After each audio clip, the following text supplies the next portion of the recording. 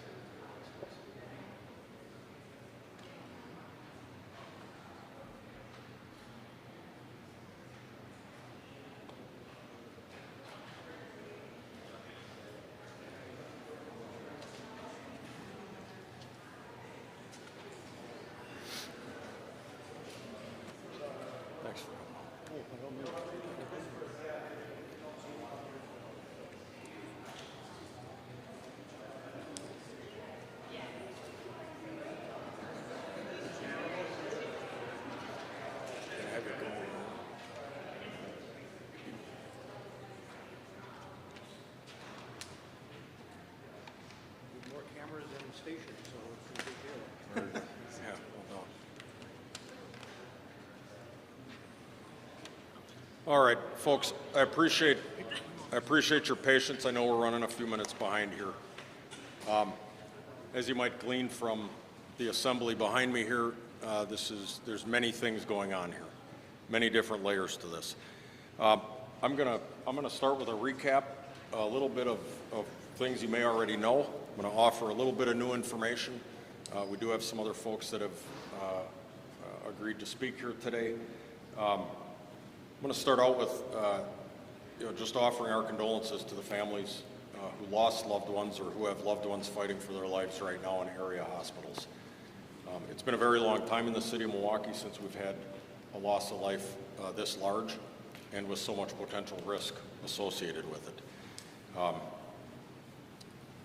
I'm going to talk some of the fire stuff here now. Some of it's going to be a little bit technical. I don't mean to sound clinical about it, but Milwaukee Fire Department, Wauwatosa Fire Department, and West Allis Fire Department responded with 148 members to this fire. It's an enormous outlay. It was a fifth alarm fire plus. Just about every area of the city sent rigs over to this. It has been a little bit of a unraveling process to figure out precisely who was where doing what when, because these companies went through 3 and 4 and 5 air cylinders recycling back into the building to keep this search sustained. But right now, we do know we had 48 rescues over ladder, either ground ladders thrown up by firefighters or via the aerial ladder, the tower ladders. There was a half a dozen hands-on grabs from inside, dragging unconscious folks out to the exterior of the building from upper floors. And there were dozens and dozens that were guided through thick smoke to stairwells so they could self-evacuate, but they were mobile. It's important to point that out. We functioned with a ton of support at this fire. Again, I mentioned West Allis and Wauwatosa. Both of our private ambulance contractors, Curtis and Bell Ambulance, assisted us.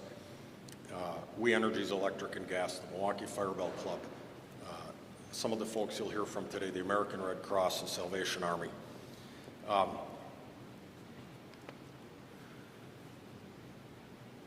We vacuumed up a huge ton of the city and the county's resources in this effort because the rest of the county floods in then to fill these huge void spaces in our city when we're doing this. So to backfill for those, we can thank partners far outside the county. Sending fire engines to help fill our stations was New Berlin, McGuanago, and Western Lakes. A ladder truck came from the city of Waukesha, a squad company from Kettle Moraine, paramedic units from City of Brookfield and Lake Country, and chief officers from Pewaukee and Brookfield. So this is not a usual occurrence around here, like I said. We do know now there were 5 fatalities. I can't mourn hard enough for that. And we know that there are 6 others in area hospitals. I can tell you that our arrival time was within 3 minutes of the first 911 call, and I think I listed the times off. I won't go through it all again here today, but the escalation of this to a 5th alarm was That's a fairly rare occurrence. You know, we like to layer it in and have some order to it, but we needed all hands on deck. We needed all hands on ladders, all hands crawling in the hallways. Further on down in this continuum, we have what amounts to a mass casualty incident spread around a building, in a building, being transported to hospitals, on top of a firefight that needs to be sustained. In a fire situation where the fire is rapidly extending laterally in the building, vertically across floors, running in the stairwells, one of the means of egress was involved. This is horrible. And so our hearts go out to the lost and the injured. Part of that continuum then is we have a medical control doc for our entire EMS system in the county. That's Doc Weston from Milwaukee County OEM EMS, who came to the scene, as did some of his folks from his area, and started arranging the back end. Do they have enough beds? Do they have enough personnel of the right type to deal with these sorts of injuries or burns? Obviously, we would really love to know exactly what started this fire. It's been a question we've fielded numerous times in the past day and a half. So let me just say this, that the potential for an intentional act cannot be ruled out at this point. What that means is this: we have an assembly of the very best and brightest at cause and origin and investigation that are here doing things exactly the right way, so that if it would tip that way, we haven't misstepped. Nobody has misstepped. So that's why you see these folks gathered here today. I'm going to just say a few quick names so that you're aware of who you're looking at. So thankful to have the Executive Director of the Milwaukee Fire and Police Commission, Lee Todd, here. Extremely thankful to have Captain David Anderson from the Milwaukee Police Department. Our Department of Neighborhood Services Commissioner, Jezamil Vega. From the National Fire Sprinkler Association, Steve Howard. The Acting Assistant Special Agent in charge from ATF, Alcohol, Tobacco, and Firearms, Ryan Arnold. And from the State Department of Criminal Investigation, we have Administrator Jacob Jansky. So these folks are all here. They are working their tails off.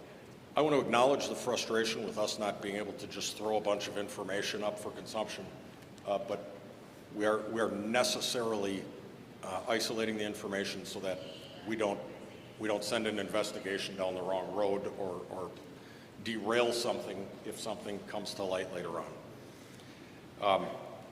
I've been in constant contact with Mayor Cavalier Johnson on this. He's been monitoring this since day one. He came to the scene on Mother's Day, and he's extremely concerned about the condition of the survivors and how the families are coping with the losses.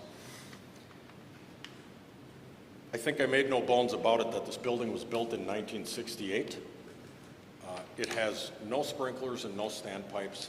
There's one tiny little corner of the first floor that's a parking structure that has a run of sprinklers. It's completely separate and distinct from any livable or common area in this building, separate and distinct. There was no sprinklers whatsoever in the area where humans spend most of their time in this building.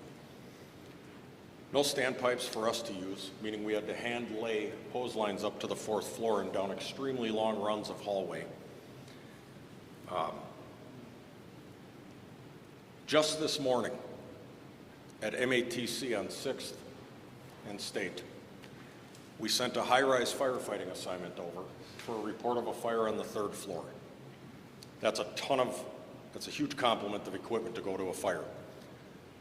Would you know, a sprinkler extinguished that fire, so all we had to do was go in and mop it up. 2 engines, 2 ladder trucks, clean up, blow some smoke out, no lives lost. I cannot emphasize with enough force the necessity to have sprinklers if humans are going to occupy a building. I don't stand before you and profess to have all the answers for how that gets done, but I am telling you we don't have this loss of life, this severity of injuries, this amount of property damage if that building is sprinklered. That's my stance, and it's just not gonna change. Also acknowledge the Wisconsin State Patrol is also assisting with the ongoing investigation.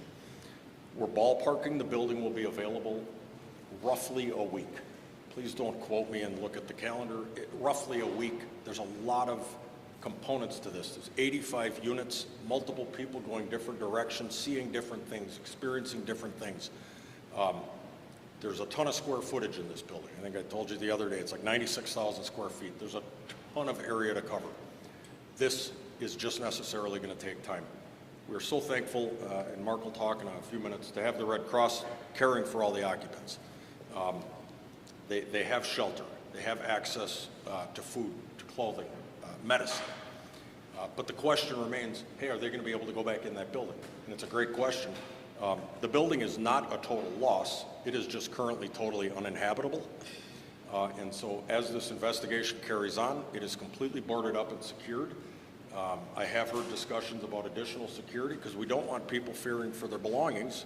These are real people's lives at stake here, and their well-being. And so we're ballparking about a week, and we will have more information about what the investigation yields as we actually determine that information through a variety of sources. I'll be available for questions towards the end of this, but I want to turn it over now to our colleague at OEM EMS, which is Dr. Ben West. Good afternoon. I want to start by expressing my condolences for the individuals, the families, and our broader community affected by this tragedy. Our medical direction team is from the Office of Emergency Management and the Medical College of Wisconsin. We provide medical oversight to the fire departments in Milwaukee County, including the Milwaukee Fire Department. Per procedure, we were notified early in this event. Two of us, myself and Dr. Tom Growy, responded separately to the event to provide on-scene medical oversight. And one of us, Dr. Tom Engel, remotely talked with Incident Command and with area hospitals and with our EMS Communications Center on patient destinations. Of course, despite all of this, the tragedy occurred. But without the folks from the Milwaukee Fire Department, the firefighters who were running into the fire and pulling people out and saving lives, it would have been a far more tragic event than it was. Anytime an event like this happens, it's important for us to reflect as individuals, as agencies, on what can we learn, what can we do better, how can we improve for the future. But it's also important for, as a community, us to reflect on how can we prevent these sort of issues from occurring in the future, these sort of tragedies. And to be clear, this is preventable. These fires are preventable, as Chief said. Deaths from fires are incredibly preventable. And so for those who are watching this tonight on the news, you're sitting in your living room on your couch, I would encourage you to look around. Look around your house and see, there's one sitting here, see if you have a smoke alarm on your ceiling somewhere in the floor of your house. And if you don't, hit pause on the TV and pick up your phone and call 414-286-8980. That is the phone number for the Milwaukee Fire Department smoke alarm. They will install a free smoke alarm in your house. You could not be more low barrier than that. You call the number, you leave a message, and they will call you back and install a free smoke detector in your house. It can change the entire trajectory of your life, of your family's life, and be life-saving. So that is one preventative measure that everybody, no matter where you live, should have and can have for free, thanks to the Milwaukee Fire Department. Thank you very much. I'll hand it back to Chief Lipsky. Thank you. Thanks for that, Doc. Bears mentioning, I don't think I mentioned it, this building did have functioning built-in smoke alarms, and they were sounding, just so everybody's clear. We've gotten differing reports from different people. Our people were crawling all over this building for a long time. Those alarms were sounding until we shut them off way, way, way after all the emergency had cleared. I'd like to call up next 4th District Alderman Bob Bauman. His number one concern when we first spoke about this was how to take care of the occupants who are left behind. He cares deeply about his constituents, and this happened right in his district. So we're so honored to have him here today. Well, good afternoon, everyone, and thanks, Chief. Yeah, it is personal for me because I live 2 blocks away. Every resident of 2725 West Highland Boulevard are my constituents. And I can certainly say on my behalf and on behalf of the entire Common Council, we have the heartfelt condolences for all the victims, their families, their loved ones, and we'll continue to keep the victims who are still in the hospital recovering in our prayers for a quick and speedy recovery. And I do want to say that you've heard the chief now several times recite the activities of the Milwaukee Fire Department and Milwaukee Police Department and some of the adjoining agencies. And I just want to say thank you again on behalf of the entire Common Council, on behalf of myself, and on behalf of every citizen of Milwaukee for the heroic actions that your men and women of the Milwaukee Fire Department took Sunday to rescue people as quickly and as safely and as efficiently as possible, to deal with the victims in a very caring and loving way, and to make sure they got care as quickly as they possibly could, while protecting their own well-being and while trying to preserve the building itself. I'm also acquainted with the landlord, who is a part-time resident of the building. It's very rare on the near west side of Milwaukee to see a multi-unit apartment building actually occupied by the landlord. And that's why this building has historically been one of the quietest buildings in the entire west side of my district. We've never received complaints from tenants, or we've never received complaints from neighbors about the tenants. And even my own neighbors here in Concordia, when word went out that there was a major fire at 2725, they themselves mobilized and gathered together snacks, beverages, water, as best they could, and rushed over to the scene to try to provide whatever help they were able to do. So truly an act of neighborly love and kindness, and I respect those neighbors deeply for that. And I just wanted to also mention on the issue of sprinklers, that has come up, and I sure will continue to come up. I've introduced a file today, a communication file, that is requesting that the Department of Neighborhood Services, Milwaukee Fire Department, and the City Attorney's Office provide a communication to the Zoning, Neighborhood, and Development Committee, and that'll be on May 28th, so we can drill down to exactly what codes apply, when do they apply, to what extent can we retroactively require sprinklers in buildings that were grandfathered, what are the legal issues surrounding grandfathering. There's a lot of complication to this issue. There's multiple codes involved. There's a uniform dwelling code involved. There's the International Building Code involved. What I can say with a fair level of certainty is all of this is legislated and regulated at the state level. As far as I can tell, at this point, the city has absolutely no ability to independently, on our own initiative, enact legislation, enact rules, enact regulations that would retroactively require sprinklering a building of this size or any size involving multi-unit. It's primarily a state-level issue, and interestingly enough, as part of our legislative package, every year the council approves a legislative package, which is what our lobbyists in Madison are basically instructed to advocate for. And in that legislative package is a very specific provision that urges our lobbyists to legislate for changes to these sprinkler requirements, to basically require retroactive application. So I encourage everyone to attend that meeting on the 28th. And again, it's a very complicated process involving legal issues, policy issues, regulatory issues, different types of different codes, different levels of code. And we hope to get to the bottom of what is the history of this whole issue of sprinklering and what can be done to make sure incidents like this do not happen again. So thank you very much. Thank you, Alderman Baumann. Sticky legal issues at play here, right? I'm the fire chief in the city of Milwaukee. I have zero statutory authority over code violations, over inspections, planning.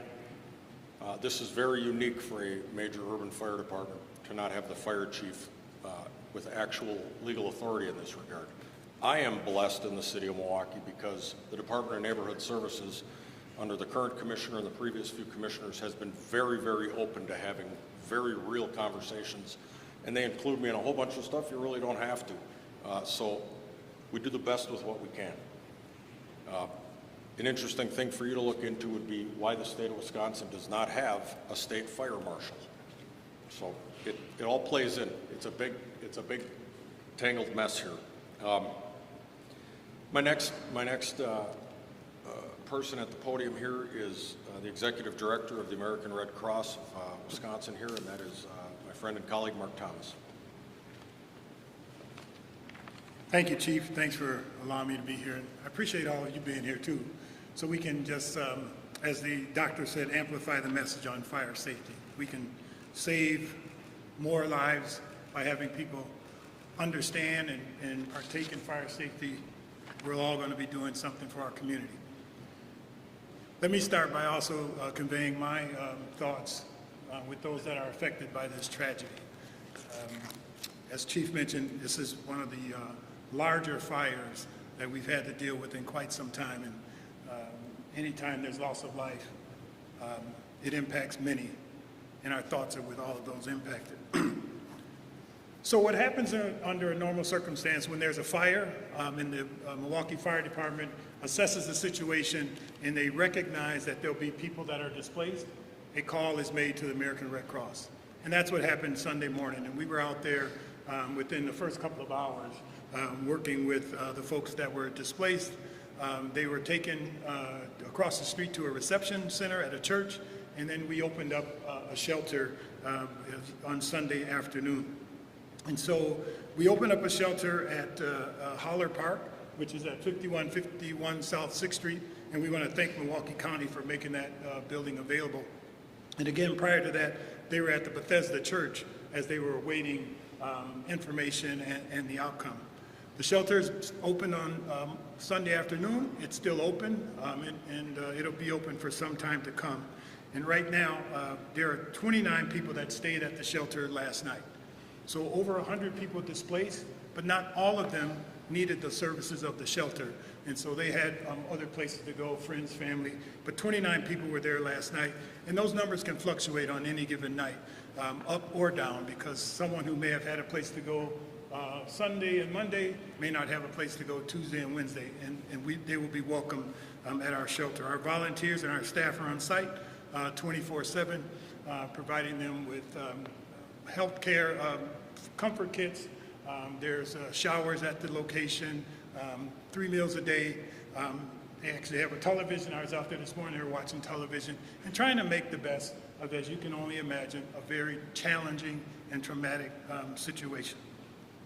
American Red Cross is providing food, health, mental health services, spiritual care, and we're working with community partners like Freighter Health and Aurora Health to work with those residents who have medical needs. And I saw nurses meeting with people individually, taking temperatures and talking about medical history and trying to locate pharmacies throughout the community to get those medications. And that will happen. That's a normal existence. There's been a lot of questions around donations. People want to know, how can they help? So right now, if you'd like to donate, what we're saying is it's too early in the situation. We haven't seen what's going on inside the building. Needs have to be met. And so again, food, shelter, medication is current. We have a couple of folks with pets, and they're allowed to be there. But later, there may be things that people can help with. But right now, monetary donations is probably what's going to be the most in need as we continue to buy things like food. WISN has set up a microsite, and people can go to that microsite. It's www.redcross.org/donate, and they can make a donation to our disaster relief efforts. Again, we're not going to be accepting any clothing at this time. And I know a lot of people have wanted to drop off clothes and household items. It just isn't appropriate at this time because we don't know what we need, and we don't know what we don't know.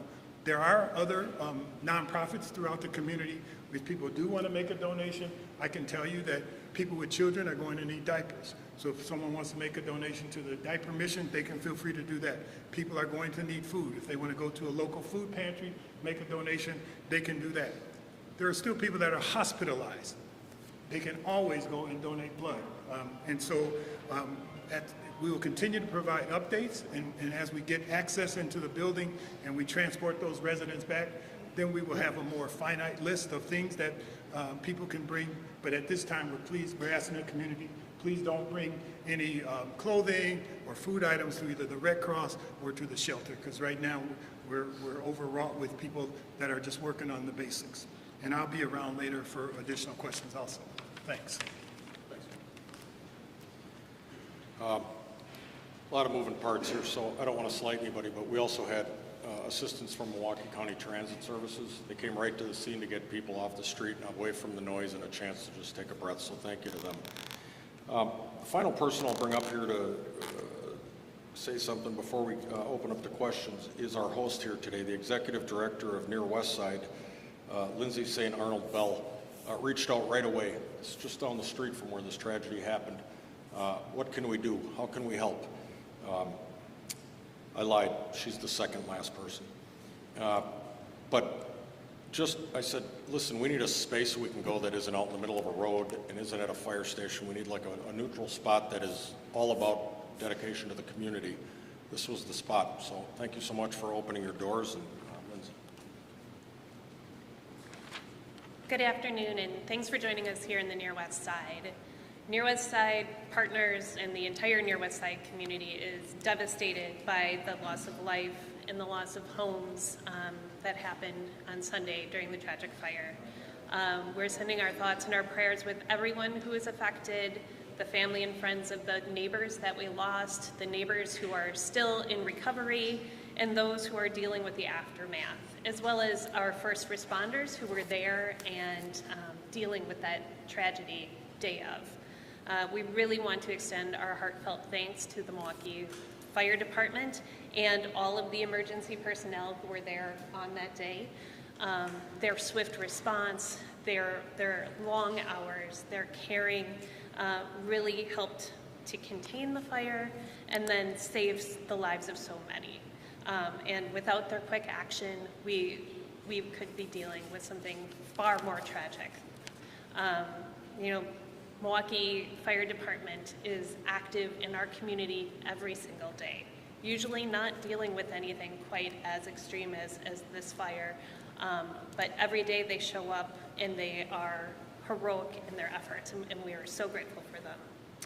The Near West Side is a well-connected and resilient community, and you saw that in person on Sunday with neighbors helping neighbors, running to support. And we are committed to standing with those as they begin the recovery process. During this time, we will be working with our neighbors and with our landlords to ensure that while statutory issues are being explored, they are in homes that are as fire safe as we can make them. And we encourage our neighbors to continue to look out for one another. Anyone in need of assistance, please work with the Red Cross, and please come see us here at Concordia 27. We have a variety of services to help deal with the trauma and of the aftermath of this event.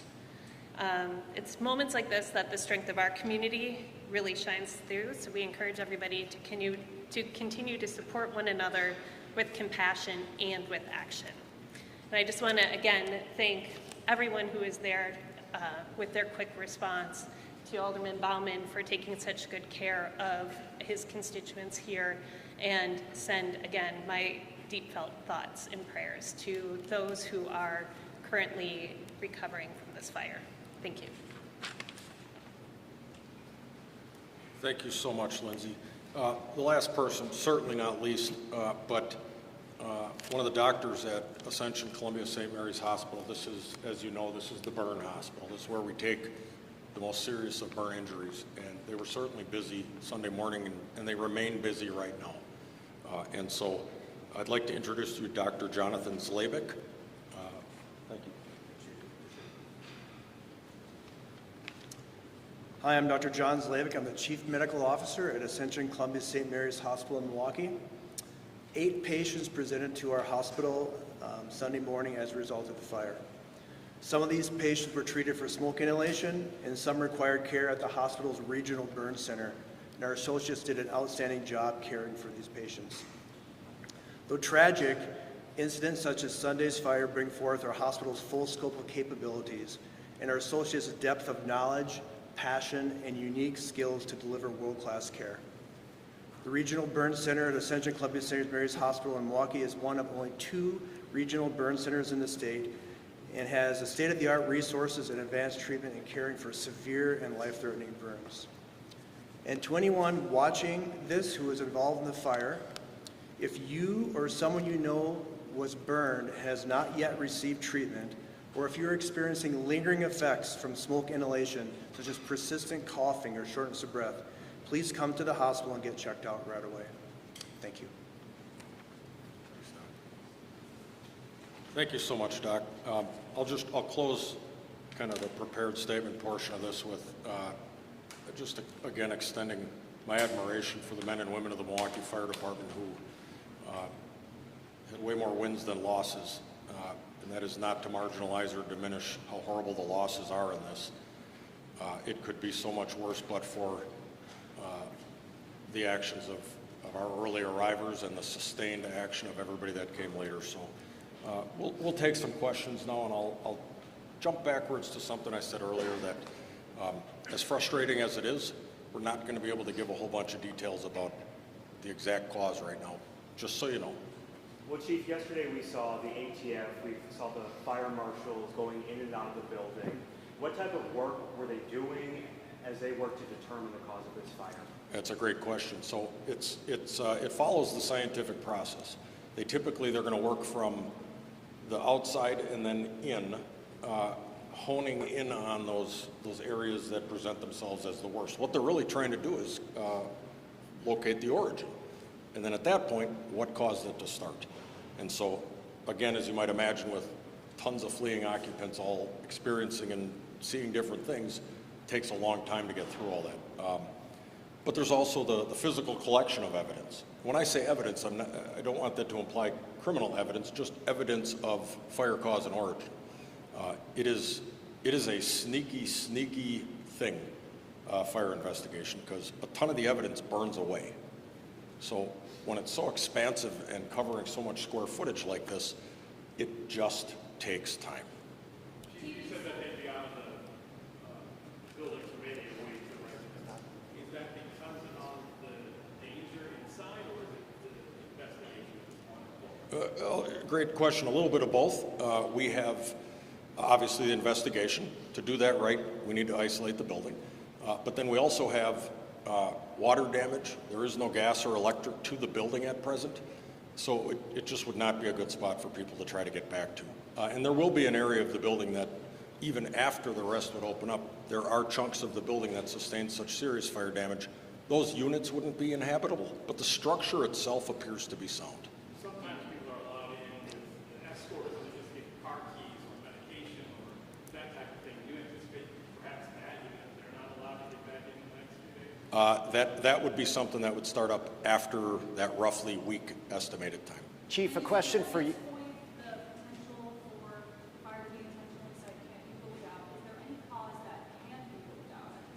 Oh, that's a great question. I would say no, based on what I know about it. There's a lot going on here, a lot of dynamics. We can't rule anything out, which is, with such a huge loss of life, it's just critical that we get it by the numbers, and it's a painstaking process. Chief, a question for both you and for Alderman Bauman, if you could. Today in the Capitol, Assembly Speaker Robin Vos was asked directly about updating state code and state law to apply sprinklers to outdated buildings. One of the quotes that he gave, I'll read you briefly: "We have to be careful about overreacting to a single or unfortunate incident." Is this an overreaction to require sprinklers after a fatal fire? And how would you encourage the Speaker or others who might be against it to, in fact, put this in place? Well, I guess what I'd say is, I don't know that his statement on its own implies that he's against it. I think what he's against is an overcorrection. That being said, I'm the fire chief, and sprinklers save lives. And should it be something that everybody wants to pursue, they'd be wise to do that, because with 5 people already deceased from this, and please talk with your subject matter experts, your fire chiefs. Yeah, there's a ton of issues with how our state adopts codes or doesn't, how they don't update codes, right? There's a ton of issues with that. A lot of it goes back to my earlier question about why doesn't the state of Wisconsin have a state fire marshal? Alderman? I appreciate the Speaker's comments. I think we need to get to the bottom of exactly what the history is of this regulatory process, what has led us to this point, the grandfathering, what is the policy behind grandfathering? Is it something mandated by law? Is that building code changes only are prospective and not retrospective. There's a lot of moving parts here. As I said, there's at least 2 different building codes that are potentially implicated, that the state has adopted, both of them that apply in different circumstances. So I think we have to sort out all the facts before we can call Mr. Voss's comments maybe also a little bit on the extreme side. Because, again, as you've heard from the fire experts here, these types of incidents are preventable. And to the extent we can do so, we should certainly explore it. I'm sure Mr. Voss is referring to the potential cost of retrofitting in the city of Milwaukee literally hundreds of multi-unit buildings at potentially substantial 6-figure or larger cost per building. That could have an impact, could increase rents in a community that's already heavily rent overburdened. So those are factors that need to be considered, but the preservation of life, I think, should be paramount. And I'm sure we'll have the opportunity to remind the speaker of that value at some point. Thank you. Yes. From the landlord that accelerants may have been used, is that a potential reason for fire might spread so quickly? Could you confirm anything about accelerants? I can't. Even if we were operating on that suspicion, it's not something we can declare. We'd have to gather evidence. We're gathering evidence right now. We'd have to send it off to a lab and have it actually declared to be an accelerant. It's not something we can just hunch. I'd be interested to, and I'm certain the investigators would be interested to understand why that is the belief, because we want all the information. Did you know about this grandfather law, and did you have an opinion about it prior to this? Was this kind of like the worst fear that you suspected if you did know about this? Yeah, so I think I know where you're coming from with your question. And the Wisconsin State Fire Chiefs Association, the National Fire Sprinkler Association, the International Association of Fire Chiefs, the Metro Fire Chiefs, the IAFF have been leaning on people in our state and around this country to get moving on sprinklers. Let me tell you what that's gotten us. What it's gotten us is, go back about 11, 12 years ago, the law overnight changes. The code overnight is reinterpreted so that if you're building an apartment building, it doesn't have to have sprinklers unless it exceeds 20 units. That was a change from 3 units. We went up to Madison and exploded, no pun intended. That's wildly irresponsible. And we just, in the past probably 2 years, 1.5, 2 years, got it changed back so that if it's more than 3 units, it must be sprinklered. It's all wrapped up in the grandfather clause. It's all wrapped up in the general concept of sprinklers. So yes, I was aware of it beforehand, and yes, we've been fighting as strenuously as we possibly can to get this correct. That 1-year-old baby, burn injuries, smoke injuries, can you let us know how that 1-year-old's doing? I have absolutely no idea who released ages or names. It wasn't us, and we can't comment on specifics.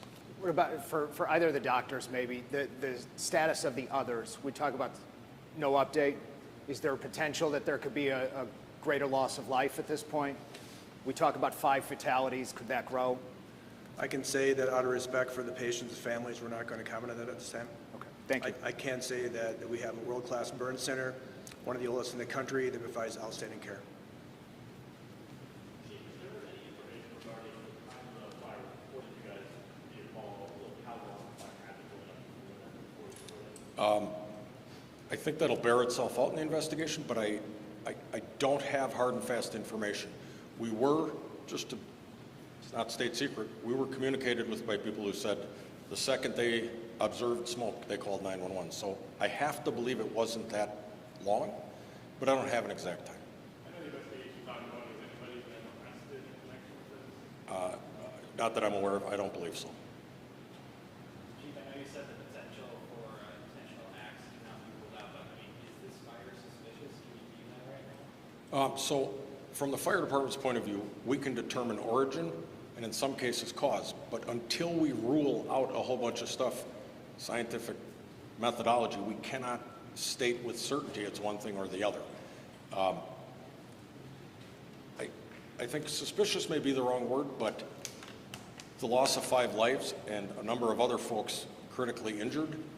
I don't know if we can replace the word suspicious with just gravitas, like the importance of recognizing this loss of life with a thorough investigation is where we are right now. Chief, what kind of fire regulations do buildings or active centers have to have in place to do fire safety? That'd be kind of it's kind of a long list. You know, things were built kind of how our grandfathers built stuff and great-grandfathers built stuff back in the day. So it was a ton of brick and mortar. There was, you know, we're still living with these buildings right now, obviously. We're dying in some of the buildings. I did a scan of all the high-rise buildings in the city of Milwaukee proper, approximately, this would be about 6-7 years ago, as part of, we reinvented how or reimagined how we were doing high-rise firefighting and updated it. And at that time, approximately 70% of Milwaukee's residential high-rises were built before 1974. So it was dealer's choice if anybody put sprinklers in. And we've had 2 fatals right off, you know, Brady Street at high-rise buildings in the past 2 years, unsprinklered. So, you know, we learn and we evolve, right? And that's a huge part of how we evolve in the fire service and in fire codes is, sadly, it's based on learning from things that really didn't work real well. And I think we've learned an awful lot since 1974. I can't say it enough. Sprinklers save lives.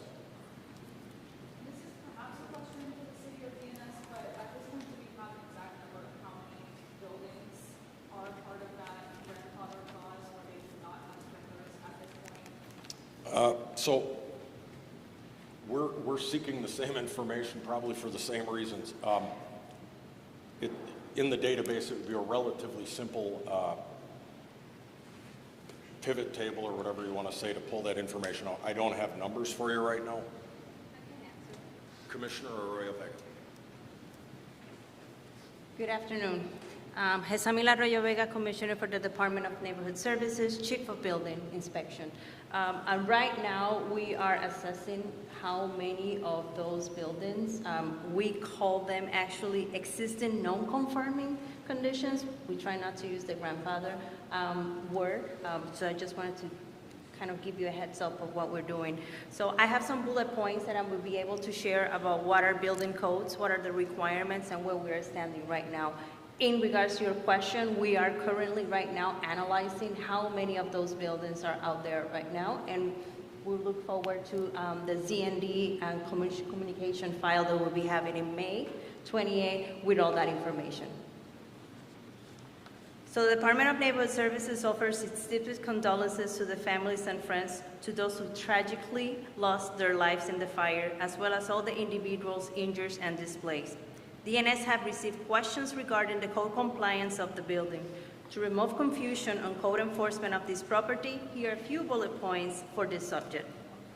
As an agent of the State of Wisconsin Department of Safety and Professional Services, the Department of Neighborhood Services conduct plan reviews, permit issuance, and building code inspections in the city of Milwaukee. Existing buildings like 2725 West Highland Boulevard are inspected by DNS for compliance with fire codes and building safety codes in a yearly manner. The residential area of this building permit for this property was submitted in 1968 with an occupancy of 1970. The building did not have a fire sprinkler system inside the residential area, as it was not a building code requirement at the time of construction. This is considered an existing non-conforming condition. In 1974, building code was altered to require the installation of sprinkler system in new residential construction, additions, and alterations. The building has been in continual. This particular building has been in continual use as a multifamily apartment complex since opening. That means they have never been shut down. That means they have never gone to a major alteration that would require or trigger the compliance of a sprinkler system. It does have a fire alarm system because in the 60s that was still required. Any level 3 alteration, this means extensive renovations where the work area exceeds 50% of the building total area, or additions after 1974 will require sprinkles. But again, in this kind of property was not the case. The complex garage has a fire sprinkle system. You might ask why. Because in the 60s, anything that would have storage of flammables and potentially other kind of storages that would be a high risk of fires required the fire sprinkle system. So that's why the discrepancy or the misunderstanding of why the garage and not the residential area. So I hope that this is clarifying a little bit of the questions that have been arised before. In regards to the annual inspections, DNS conducted all the annual inspections for 2025, and we observed no violations in this building whatsoever. So far, all our records show that there was no violations related to life safety inspections or fire safety conditions. Yesterday, we conducted an initial condemnation case, and the inspectors will complete the inspection once MPD allowed us to entry after the completion of the investigation. The City of Milwaukee building codes governing sprinkles is determined by the state of Wisconsin, which currently adopts the International Code Council building codes. We are right now in the 2015 code. Questions regarding this legislatively or code changes need to be worked through the Wisconsin State Legislature and the Department of Safety and Professional Services bodies. With an active investigation at this property, DNS cannot answer any further questions, but I'm hoping that at minimum is clarifying the conditions and the requirements of fire alarm and sprinkle systems in this building. Thank you. Thank you. Any other? Sir? Law enforcement partners that are here, able to speak to us about the investigation, why they're here. I will 100% leave that to them, not to put them on the spot, but I'll go ahead and speak for them and tell them you're probably going to hear a lot of no comment, or we're not able to say, but I'll let you, I don't want to get in your way on that. I'm just going to say on behalf of the Milwaukee Police Department, we have our condolences too. But as far as the investigation, it's just like the fire chief said, there's stuff we're looking into. We have not made any determination. I know we're working with ATF, we're working with DCI, and we're also working with the fire department investigators to try to get to the root cause of what happened. So, but there'll be more updates later on. Is that standard for them to be involved in this because of the loss of life? Is there anything to be read into the fact that ATF is here? I would look at it as just standard. This is a major event like the fire chief mentioned. This is not something that's happened, so we're just looking at that. We've got all the people, we've got experts that are on this. I know for a fact that the detectives and ATF and DCI people involved in this are people that have worked extensively on this type of investigation, and they're the right people to have, along with the fire department. Did the Milwaukee Police Department reach out to the partners? We gotta go. Come on, guys. So this is obviously a high visibility situation. It's right at an intersection, major thoroughfares. We actually bring the ATF and DCI in with some regularity at the fire department's request, just because of capacity and technical things that they can do that we just don't have the ability to do. So it's been hard to say no, we can't tell you what we know right now, because I want to be able to tell you everything that I could possibly know, but we don't know enough to be able to say anything definitively. So the loss of life, to get back to that, the loss of life is really, for us, we're like, let's bring in all the big guns, no pun intended. Thanks, Chief. So I really appreciate your interest in this, and let's get smoke alarms and sprinklers in these buildings. So thank you.